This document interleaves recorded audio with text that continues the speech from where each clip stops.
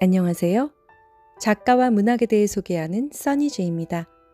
유익하시다면 구독과 좋아요 눌러주세요. 오늘의 문학은 봄봄입니다. 나는 장인에게 나이가 찼으니 성례를 시켜줘야 하는 게 아니냐고 물으면 항상 미처 딸이 자라지 않았다고 얘기합니다.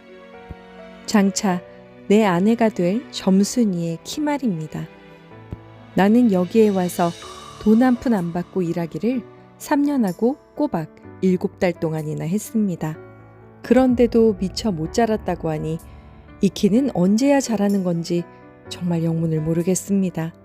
난 애초에 계약이 잘못됐다는 것을 알았습니다. 이태면 이태, 3년이면 3년, 기한을 딱 정하고 일을 했어야 했습니다.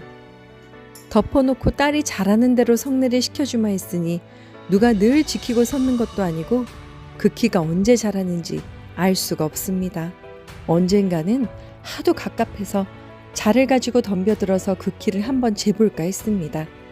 하지만 장인이 내외를 해야 된다고 해서 이야기도 한마디 하는 법이 없습니다. 아무리 잘 봐야 내 겨드랑이 밑에서 너물락말락 밤낮 요 모양입니다.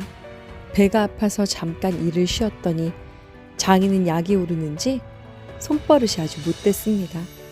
그리고 또 사위에게 이 자식 저 자식 하는 이놈의 장인이 어디 있겠습니까? 뒷생각은 못하고 뺨 한 개를 딱 때려놓고는 장인님은 무색해서 덤덤히 쓴 침만 삼킵니다. 난 그 속을 퍽 잘합니다. 조금 있으면 갈도 꺾어야 하고 모도 내야 하고 한창 바쁜 때인데 나 일 안 하고 우리 집으로 그냥 가면 고만이니까.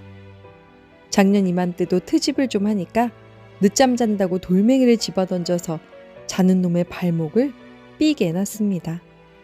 사날씩이나 건성 끙끙 앓았더니 종당에는 겁한 울상이 되지 않았겠습니까?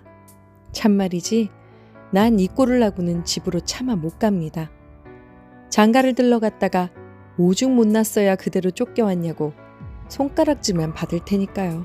난 장인에게 가서 그동안의 사경을 달라고 했습니다. 그랬더니 너가 사위로 왔지 어디 머슴살로 왔냐면서 단지 딸이 크지가 않으니 성례를 시켜줄 수가 없다는 것이었습니다. 난 이러다가는 늘 나만 미치고 만다는 생각에 대뜸 구장님한테로 단판 가자고 소매자락을 내끌었습니다.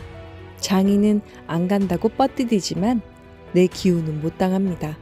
막 부려먹고 딸은 안 주고 게다가 땅땅 치는 건 다 뭡니까? 하지만 나는 장인이 미워서 그런 것은 아닙니다. 점순이는 뭐 그리 썩 예쁜 계집애는 못 됩니다. 그렇다고 또 개떡이냐 하면 그것도 아닙니다. 꼭 내 아내가 돼야 할 만치 그저 툭툭하게 생긴 얼굴입니다. 나보다 10년이 아래니까 올해 16인데 몸은 남보다 2살이나 덜 자랐습니다. 남은 훤칠이 잘도 크지만 위아래가 몽톡한 것이 내 눈에는 영락없이 감참해 같습니다. 둥글고 커다란 눈은 서글서글하니 좋고 좀 찢어졌지만 입은 밥술이나 혹혹히 머금하니 좋습니다. 하지만 점순이는 가끔 방정 맞아서 밥을 나르다가 밥을 엎어버리는 바람에 나는 흑투성이 밥을 곧잘 먹곤 했습니다. 그런데 이날은 웬일인지 성한 밥재로 밥머리에 곱게 내려놓았습니다. 내가 다 먹은 밥그릇을 챙기면서 밤낮 일만 하다 말 텐가 하고 혼자 쫑알거립니다.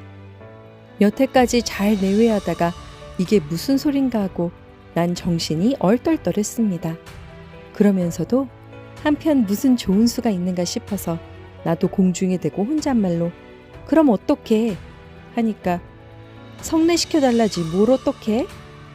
야무지게 쏘아붙이고 얼굴이 빨개져서 산으로 그저 도망칩니다. 난 잠시 동안 어떻게 되는 형편인지 몰라 뒷모양만 덤덤히 바라보았습니다.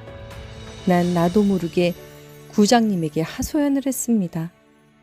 그러자 장인이 삿대질로 눈을 부라리면서 성내고 뭐고 계집애 년이 미처 자라야 할 게 아닌가 하고 입맛만 쩍쩍 다실 뿐입니다. 거진 4년 동안이나 안 자랐는데 그 키는 언제 자라요? 사경 내슈. 장모님은 점순이보다도 작은데 그럼 어떻게 애를 낳습니까? 몸싸움이 날 뻔했지만 구장님의 만류로 거기서 그만뒀습니다. 결국 어젯밤에 뭉태네 집에 마시를 간 것이 나빴습니다. 낮에 구장님 앞에서 장인과 내가 싸운 것을 어떻게 알았는지 빈정거리고 있었습니다. 밤낮 일만 해주고 있을 테냐? 영득이는 1년을 살고도 장가를 갔는데 넌 4년이나 살고도 더 살아야 해? 우리 장인님 딸이 셋이 있는데 맏딸은 재작년 가을에 시집을 갔습니다. 정말은 시집을 간 것이 아니라 그 딸도 대릴사위를 해가지고 있다가 내보냈습니다. 그런데 딸이 10살 때부터 19, 즉 10년 동안 대릴사위를 갈아들이기를 동리에서 사위부자라고 이름이 났지만 열내놈이란 참 너무 많습니다. 물론 머슴을 두면 좋지만 그건 돈이 드니까 일 잘하는 놈을 고르느라 연방 바꿔드렸습니다. 점순이는 둘째 딸인데 내가 이를테면 그 세 번째 대릴사위로 들어온 셈입니다. 내 다음으로 네 번째 놈이 들어올 것을 내가 일도 참 잘하고 사람이 좀 어수룩하니까 장인님이 잔뜩 붙들어 놓고 놓지를 않습니다. 셋째 딸은 지금 6살인데 10살쯤 돼야 대릴사위를 드릴 수가 있으므로 그때까지는 죽도록 나를 부려먹어야 됩니다.